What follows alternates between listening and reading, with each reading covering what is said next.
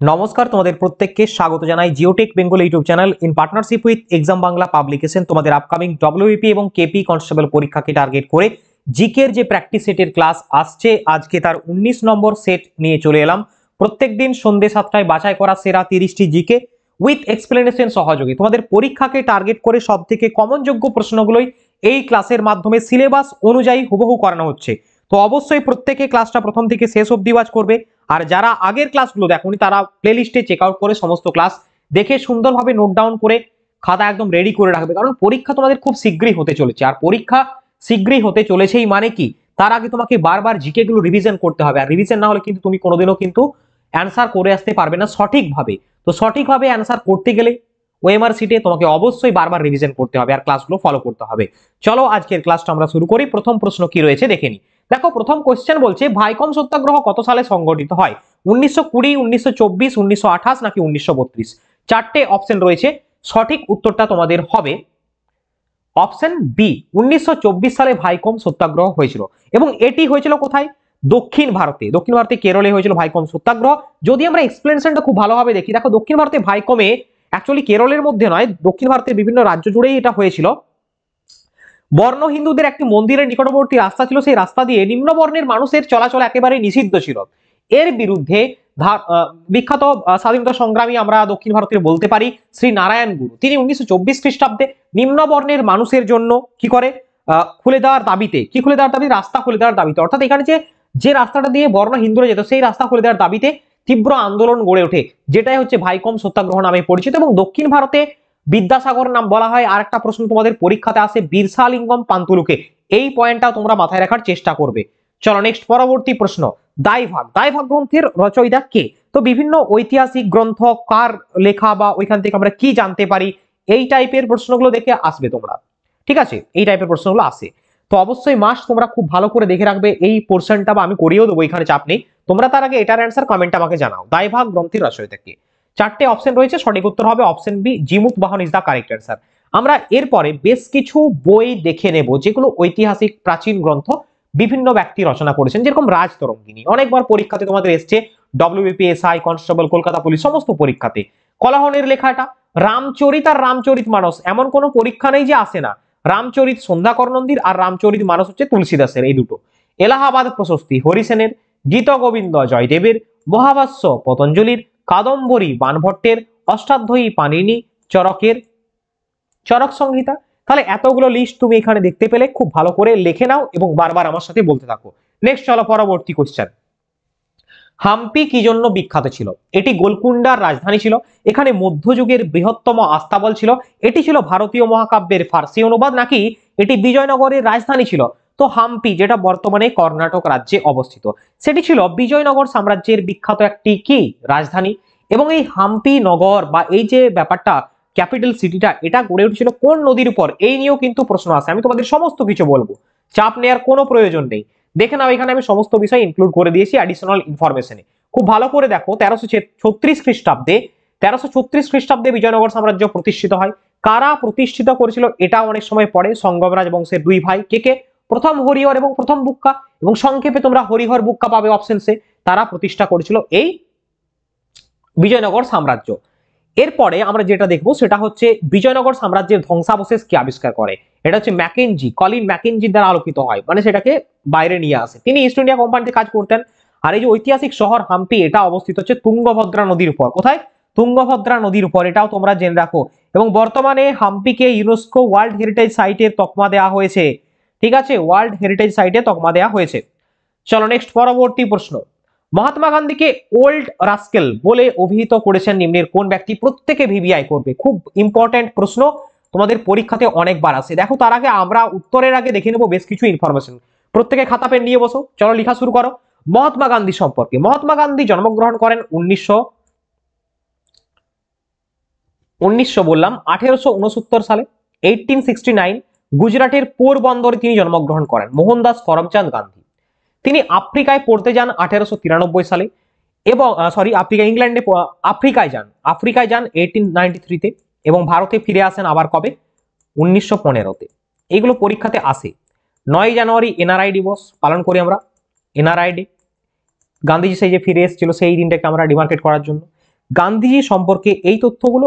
আরো তোমাদের যেটা বলবো সেটা হচ্ছে চার্চিল এই গান্ধীজিকে ওল্ড রাস্কেল বলেছিলেন। এছাড়াও আমরা দেখে নেবো কি অর্ধনগ্ন ফকির, যেটা হাফ ন্যাকেড বলেছিলেন, সেটা হচ্ছে উইনস্টন চার্চিল।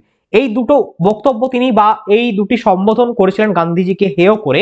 তো এই টাইপের বেসিক কিছু জিনিস তোমরা জেনে রাখো। এছাড়াও গান্ধীজি সম্পর্কে আরো অনেক রয়েছে, যেরকম চম্পারণ সত্যাগ্রহ গান্ধীজির 1917 সালে বিহারের চম্পারণ জেলায়, আহমেদাবাদ মিল স্ট্রাইক 1918, তারপরে হচ্ছে গুজরাটের খেদা জেলায় খেদা সত্যাগ্রহ। অনেক কিছু প্রশ্ন এখান থেকে আসে মহাত্মা গান্ধী থেকে। মহাত্মা গান্ধী ভারত ছাড় আন্দোলন 1942, আইন অমান্য আন্দোলন 1930। এইভাবে অনেক ইনফরমেশন তোমাদেরকে কিন্তু গ্যাদার করে রাখতে হবে, খুব ভালো করে লিখে নাও প্রত্যেকটি। নেক্সট পরবর্তী প্রশ্নে যাওয়ার আগে তোমাদের জন্য একটি বিশেষ ঘোষণা। যে সমস্ত পরীক্ষার্থীরা ওয়েস্ট বেঙ্গল পুলিশের জন্য প্রস্তুতি নিচ্ছ অথবা কলকাতা পুলিশের জন্য প্রস্তুতি নিচ্ছ, তাদের জন্য নিয়ে আসা হয়েছে 3টে দুর্দান্ত বই। একটি হচ্ছে 2-in-1 সাজেশন বুক, যে বইটি তুমি যদি সংগ্রহ করে নাও তাহলে দুটো পরীক্ষার প্রস্তুতি সাজেশন আকারে, MCQ, one line format, previous year এবং প্র্যাকটিস সেট, কারেন্ট অ্যাফেয়ার্স সহযোগী সমস্ত কিছু একটি বইয়ের মধ্যে জিস্ট আকারে যদি চাইছো তাহলে বলবো 2-in-1 সাজেশন বুকটি রেফার করবো। কারণ এই বইটি নিলে তুমি ওয়েস্ট বেঙ্গলের কনস্টেবল এবং এসআই পরীক্ষা দুটোর প্রিপারেশন কম্বাইনলি নিতে পারবে। পাশাপাশি ডব্লিউপি কনস্টেবলের অ্যাডভান্স মক ফাইটার বই তো আমাদের রয়েছে। এছাড়া আমাদের কেপি কনস্টেবলের জন্য প্রিলিমসের প্র্যাকটিস সেট রয়েছে। 3টে বই এই মুহূর্তে অ্যামাজন, ফ্লিপকার্ট বা আমাদের ওয়েবসাইটে অ্যাভেলেবেল রয়েছে। লিঙ্ক ডেসক্রিপশনে রয়েছে, হোয়াটসঅ্যাপ নাম্বার স্ক্রিনে দেওয়া আছে, নিকটবর্তী বুক স্টলে খোঁজ করলেও পাবে। তোমরা একটা মেসেজ করবে এই হোয়াটসঅ্যাপ নাম্বার যে স্যার আমার বইটা লাগবে, তাহলে তোমাদেরকে লিঙ্ক দিয়ে দেওয়া হবে, সেইখান থেকে অনলাইনে বাড়িতে বসেই সংগ্রহ করতে পারবে। ওকে, চলো আমরা ক্লাসটা আবার কন্টিনিউ করি। নেক্সট পরবর্তী কোশ্চেন কি রয়েছে দেখে নাও, প্রত্যেকে অ্যান্সার করার চেষ্টা করবে কমেন্টে। ওকে, ভারত ছাড়ো আন্দোলনে উড়িষ্যা থেকে নেতৃত্ব দিয়েছিলেন কোন স্বাধীনতা সংগ্রামী? এবং এই যে প্রশ্নটা রেখেছি না, এটা হচ্ছে রিলেটেড টু ভারত ছাড়ো আন্দোলনে কোন মহিলা স্বাধীনতা সংগ্রামী পার্টিসিপেট করেছিলেন উড়িষ্যা থেকে, এটা আমি জানতে চাইছি। কারণ তোমরা অপশনসে দেখবে এখানে 4টে অপশনসে মহিলার নাম রয়েছে, লাবণ্যলতা চন্দ, মালতী চৌধুরী, মাতঙ্গিনী হাজরা, অমৃতা কাউর। 4টে অপশনসের মধ্যে সঠিক উত্তর কোনটা হবে রাইট নাও প্রত্যেকে কমেন্ট করে জানাও, প্রত্যেকে। ওকে, সঠিক উত্তরটি তোমাদের হবে অপশন বি, মালতী চৌধুরী উড়িষ্যা থেকে পার্টিসিপেট করেছিলেন ভারত ছাড়া আন্দোলনে। যদি আমরা ভারত ছাড়া আন্দোলনটা খুব ভালো করে দেখি, কবে শুরু হয় বলতো? 1942 সালে। কে করেছিলেন? 1942 সালে মহাত্মা গান্ধী এই আন্দোলনটা লিড করেছিলেন।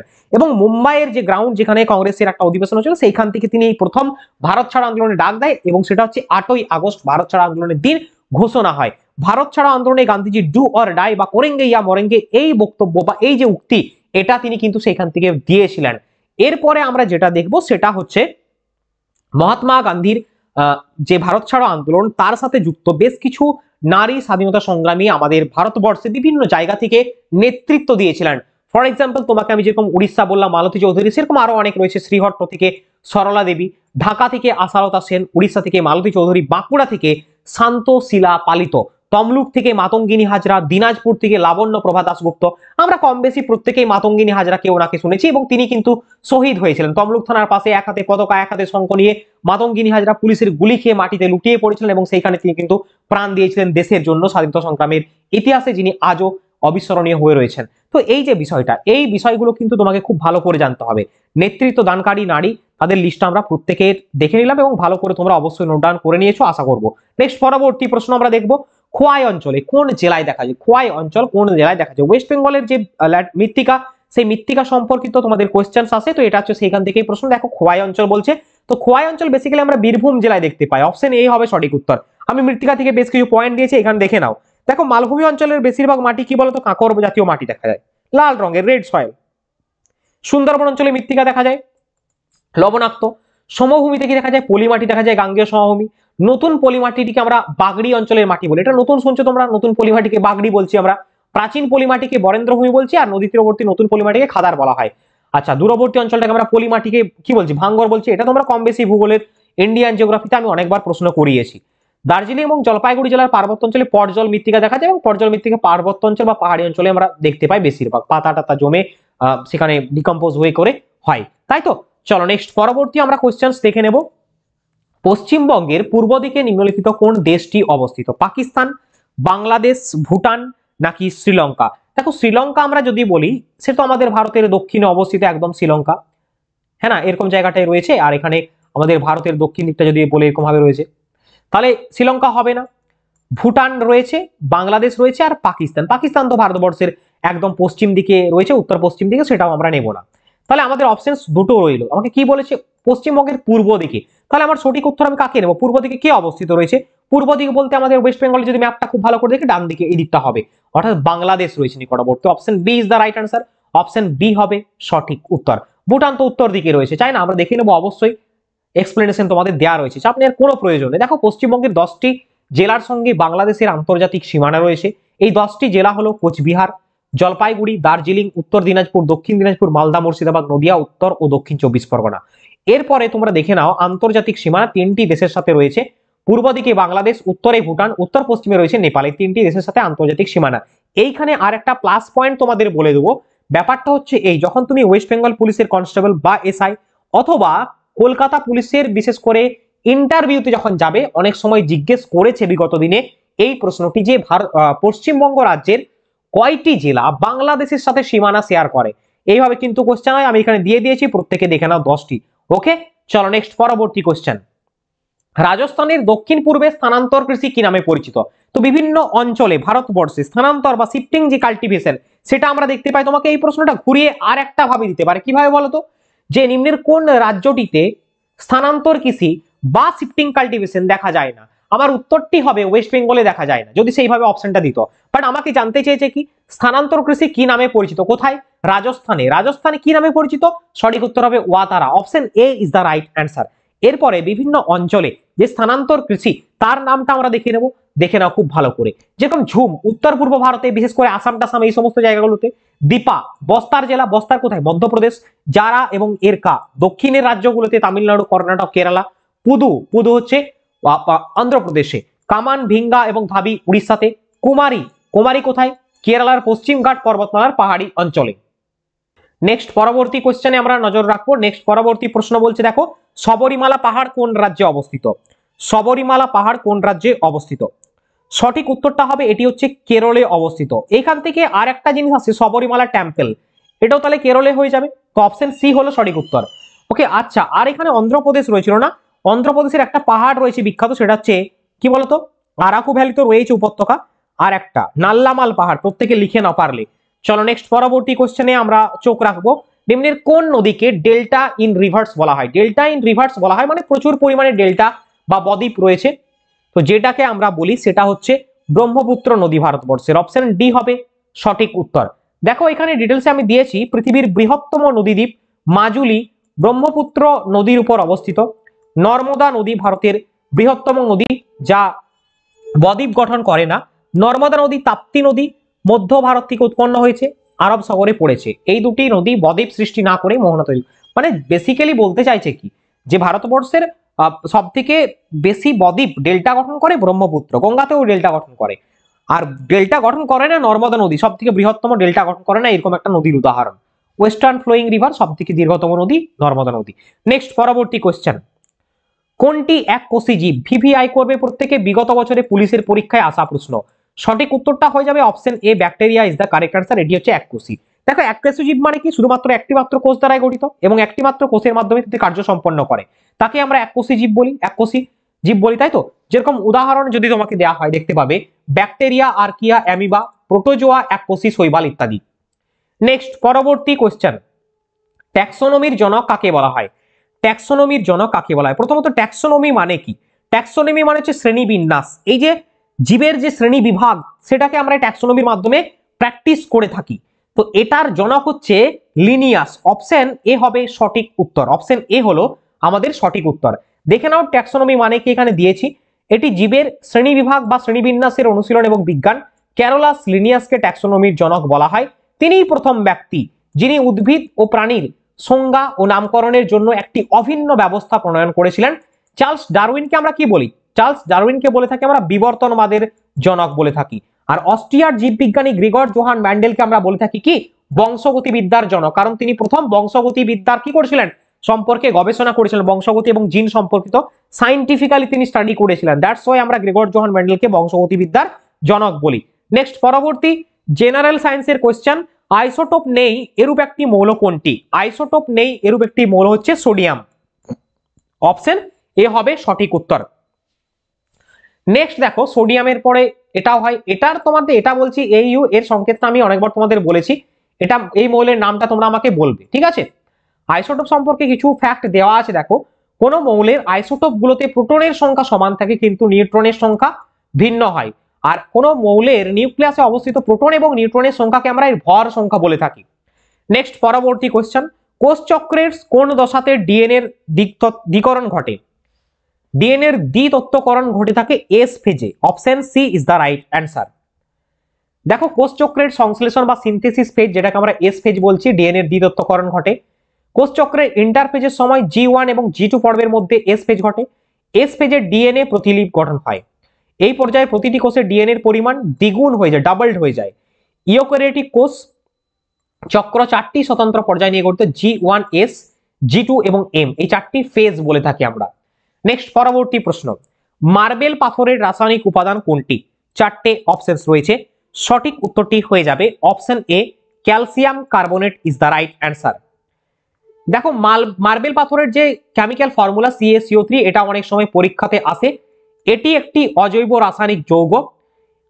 চক, চুনাপাথর, মার্বেল প্রকৃতিতে তাদের সবচেয়ে প্রচলিত রূপ রয়েছে। নেক্সট, প্রেইরি তৃণভূমি কোন দেশে দেখা যায়? প্রেইরি তৃণভূমি কোন দেশে দেখা যায়? উত্তর আমেরিকা, অপশন সি। আর স্টেপসটা হলে আর্জেন্টিনা তথা আমরা দক্ষিণ আমেরিকা পাবো, তাই না? বিভিন্ন দেশের যে তৃণভূমি সেগুলো আমি দিয়েছি, দেখো পম্পাস তৃণভূমি আর্জেন্টিনা, ক্যান্টারবেরি নিউজিল্যান্ডে। খুব ভালো করে দেখবে, 1 নাম্বার তুমি এখান থেকে পাবে ওয়েস্ট বেঙ্গল পুলিশের পরীক্ষাতে। স্টেপস তৃণভূমি উত্তর এশিয়া ইউরোপ, সেলভা তৃণভূমি দক্ষিণ আমেরিকা, ভেল্ড দক্ষিণ আমেরিকা আফ্রিকা, আচ্ছা তৈগা ইউরোপ এশিয়া, ডাউন্স অস্ট্রেলিয়ার, পুস্তাজ হচ্ছে হাঙ্গেরিতে। খুব ভালো করে অবশ্যই দেখে নাও। পরবর্তী প্রশ্ন, বাটারফ্লাই শব্দটি কোন খেলার সাথে যুক্ত? বাটারফ্লাই শব্দটি হচ্ছে সাঁতারের সাথে যুক্ত। অপশন এ হবে right answer. Option A is the correct answer. বিভিন্ন শব্দ কোন খেলার সাথে যুক্ত আমরা দেখব, যেরকম বক্সিং, জ্যাম, গলফের সাথে ক্যাডি, শুটিং এর সাথে বুলসাই, পোলোর সাথে চুকার, হকির সাথে ড্রিবল, ভলিবলের সাথে লাভ, ডাবলিং ইত্যাদি শব্দগুলো যুক্ত। চলো নেক্সট পরবর্তী কোশ্চেন, নেমসেক বইটি লিখেছেন কে? নেমসেক গ্রন্থের রচয়িতা হলেন Jhumpa Lahiri. Option C is the right answer. Option C is the right answer. এরপরে বেশ কিছু বই আমরা দেখবো, যেরকম মৌলানা আবুল কালাম আজাদের India wins freedom, doctor Rajendra Prasad ভারতের প্রথম রাষ্ট্রপতির India divided, Dadabhai Naoroji the grand old man of India, poverty and unBritish rule in India বই, Jawaharlal Nehru discovery of India, Vallabhbhai প্যাটেলের ভারত বিভাজন, লালা লাজপত রায়ের আনহ্যাপি ইন্ডিয়া, বাল গঙ্গাধর তিলকের গীতা রহস্য, সরোজিনী নাইডুর গোল্ডেন থ্রেশহোল্ড, বি.আর. আম্বেদকরের waiting for a visa, doctor Sarvepalli রাধাকৃষ্ণনের ইন্ডিয়ান ফিলোসফি, এপিজে আব্দুল কালামের উইংস অফ ফায়ার। তো প্রত্যেকটি বই এখানে ইম্পর্টেন্ট, খুব ইম্পর্টেন্ট, ভালো করে প্রত্যেকে দেখে নাও লিস্টটা। চলো নেক্সট পরবর্তী কোশ্চেন, পান্নালাল ঘোষ নিচের কোন ক্ষেত্রের সাথে যুক্ত? পান্নালাল ঘোষ নিচের কোন ক্ষেত্রের সাথে যুক্ত? তো তিনি একজন বিখ্যাত বাঁশিবাদক। ইন্ডিয়ান আর্ট এন্ড কালচার থেকে প্রশ্ন আসে তোমাদের পরীক্ষাতে অবশ্যই। অপশন সি হবে সঠিক অ্যান্সার। এরপরে আমরা দেখে নেব বিভিন্ন ব্যক্তি, যেরকম চিত্রশিল্পী রাজা রবি বর্মা, M.F. হুসেন, S.H. রাজা, যামিনী রায় প্রমুখ। নৃত্যশিল্পী রুক্মিণী দেবী, সীতারা দেবী, পণ্ডিত বিরজু মহারাজ, উদয়শঙ্কর, কেলিচরণ মহাপাত্র, মৃণালিনী সারাভাই প্রমুখ। বাঁশিবাদক হরিপ্রসাদ চৌরাসিয়া, প্রবীণ গোড়খিন্দি, শশাঙ্ক সুব্রমণ্যম, পান্নালাল ঘোষ, T.S. শঙ্করন প্রমুখ। সন্তুর বাদক শিবকুমার শর্মা, রাহুল শর্মা, ভজন সোপারি, শিব হরি প্রমুখ। নেক্সট কোয়েশ্চেন, ভারতের প্রথম মহিলা রাষ্ট্রপতি কে ছিলেন? ভারতের প্রথম মহিলা রাষ্ট্রপতি ছিলেন প্রতিভা পাটিল। অপশন বি হবে সঠিক উত্তর। এইখানটায় তোমাদের অনেকগুলো আমি পয়েন্ট রেখেছি, যেরকম প্রতিভা দেবী সিংহ পাটিল একজন ভারতীয় রাজনীতিবিদ, তিনি মহারাষ্ট্র থেকে এসেছিলেন। প্রতিভা পাটিল 2007 থেকে 12 পর্যন্ত ভারতের 12তম রাষ্ট্রপতি ছিলেন। তিনি 2004 থেকে 7 পর্যন্ত রাজস্থানের রাজ্যপাল দায়িত্ব পালন করেছেন। সুচেতা কৃপালিনী অপশনে ছিল। সুচেতা কৃপালিনী হচ্ছেন ভারতের একজন স্বাধীনতা সংগ্রামী তথা রাজনীতিবিদ, এবং তিনি ভারতের প্রথম মহিলা মুখ্যমন্ত্রী উত্তরপ্রদেশ থেকে দায়িত্ব পালন করেছিলেন। ঠিক আছে, সুমিত্রা মহাজন না, সুমিত্রা মহাজন নামটা শোনা, ভারতীয় রাজনীতিবিদ যিনি লোকসভার স্পিকার ছিলেন। রাজকুমারী অমৃত কৌর ভারতের একজন রাজনীতিবিদ, তাই তো? একদম, তিনি স্বাস্থ্যমন্ত্রীর দায়িত্ব পালন করেছিলেন, রাজকুমারী অমৃত কৌর। চলো নেক্সট পরবর্তী কোশ্চেনে আমরা যাব। কেই পেইনর কোন রাজ্যের 26তম জেলা হয়েছে? কারেন্ট অ্যাফেয়ার্স থেকে কোশ্চেন, সঠিক উত্তর হবে Arunachal Pradesh. Option C is the right answer. Next, লোকসভার সদস্য না হয়ে কে লোকসভায় অংশগ্রহণ নিতে পারে কিন্তু ভোট দিতে পারেন না? রাইট অ্যান্সারটি হবে attorney general. Option C is the correct answer. পরবর্তী প্রশ্ন, সংসদের দুটি অধিবেশনের মধ্যে সর্বোচ্চ ব্যবধান কত হতে পারে? তো এগুলো তোমাদের অনেকবার করেছি, কুইকলি আমরা দেখে নেব 6 মাসের। নেক্সট পরবর্তী প্রশ্ন, পঞ্চবার্ষিকী পরিকল্পনার ধারণাটি কার মস্তিষ্ক প্রসূত? তো এটি জওহরলাল নেহরুর মস্তিষ্ক প্রসূত। এখান থেকে আরো দুটো প্রশ্ন আসে, প্রথমটা হচ্ছে হেরোডোমার মডেল, মানে কোন মডেলের উপর বেস করে হয়েছিল, আর দ্বিতীয়টা হচ্ছে নেহরু মহলানবিস মডেলের উপর বেস করে হয়েছিল। নেক্সট, রজার ফেডারার কোন দেশের নাগরিক ছিলেন? আমেরিকা, স্পেন, সুইজারল্যান্ড নাকি ইংল্যান্ড? চারটে অপশনস রয়েছে, সঠিক উত্তরটি হয়ে যাবে রজার ফেডারার সুইজারল্যান্ডের নাগরিক ছিলেন। ওনার সম্পর্কে আমরা একটু দেখব। রজার ফেডারার একজন পেশাদার টেনিস খেলোয়াড়, তিনি সুইজারল্যান্ডের নাগরিক। রাফায়েল নাদাল স্পেনিশ টেনিস খেলোয়াড়। তো অবশ্যই এই দুজনের নামটা তোমরা কিন্তু ভালো করে দেখে নাও। নেক্সট, ফ্রাঁসোয়া বায়ুর কোন দেশের নতুন প্রধানমন্ত্রী হিসেবে নিযুক্ত হয়েছেন? প্রত্যেকে ভিভিআই করবে। সম্প্রতি তোমাদের কারেন্ট অ্যাফেয়ার্স এর প্রশ্ন, সঠিক উত্তর হবে অপশন এ, ফ্রান্সের। তো আমরা প্রত্যেকটি বিষয় থেকেই কোশ্চেন রেখেছি, যেরকম তোমাদের পরীক্ষায় প্রশ্ন আসে। ক্লাস ভালো লাগলে সকলের কাছে একটা রিকোয়েস্ট, লাইক করো আর বন্ধুর সাথে শেয়ার করে আমাদের টেলিগ্রামে যুক্ত হয়ে যাও। সমস্ত ক্লাসের আপডেট প্রত্যেকদিন, সমস্ত নোটিফিকেশন সেখানে পেয়ে যাবে। বলো এই প্রশ্নের উত্তর কি হবে? 22তম দিব্যকলা মেলা আয়োজিত হলো কোন শহরে? জয়পুর, নয়াদিল্লি, ইন্দোর নাকি কলকাতা? সঠিক উত্তর হবে option B, New Delhi is the right answer. পরবর্তী কোশ্চেন, কোন দেশ বিশ্বের প্রথম কার্বন 14 ডায়মন্ড ব্যাটারি তৈরি করেছে? তো এটি করেছে হচ্ছে যুক্তরাজ্য। Option C is the correct answer. Next, কোন ভারতীয় বাস্তুবিজ্ঞানী বা ইকোলজিস্ট 2024 সালের চ্যাম্পিয়ন্স অফ দ্য আর্থ পুরস্কার পেয়েছেন? চ্যাম্পিয়ন্স অফ দ্য আর্থ পুরস্কার পেয়েছেন মাধব গাডগিল। অপশন বি হবে সঠিক উত্তর। তোমাদের একদম আপডেটেড কারেন্ট অ্যাফেয়ার্স। নেক্সট পরবর্তী কোয়েশ্চেন, সুবারু টেলিস্কোপ যেটি হচ্ছে রিসেন্টলি নিউজে দেখা গেছে, তো এটি কোন দেশ দ্বারা পরিচালিত হয়? সুবারু টেলিস্কোপ এটি পরিচালনা করে জাপান, জাপানের telescope. Option B is the right answer, সম্প্রতি নিউজে ছিল। তো ডিয়ার স্টুডেন্ট অ্যান্ড অ্যাসপিরেন্ট, আজকের ক্লাসে এই ছিল বাছাই করা সেরা জিকে তোমাদের পরীক্ষার জন্য। ক্লাসটি কেমন লাগলো সকলে একটু কমেন্ট করে জানিও, আর যারা বাকি ক্লাসগুলো দেখোনি অবশ্যই ভিজিট করে প্লেলিস্টে দেখে নাও। তোমাদের সাথে দেখা হচ্ছে নেক্সট ক্লাসে। সকলে ভালো থেকো, সুস্থ থেকো। বন্দে মাতরম, জয় হিন্দ।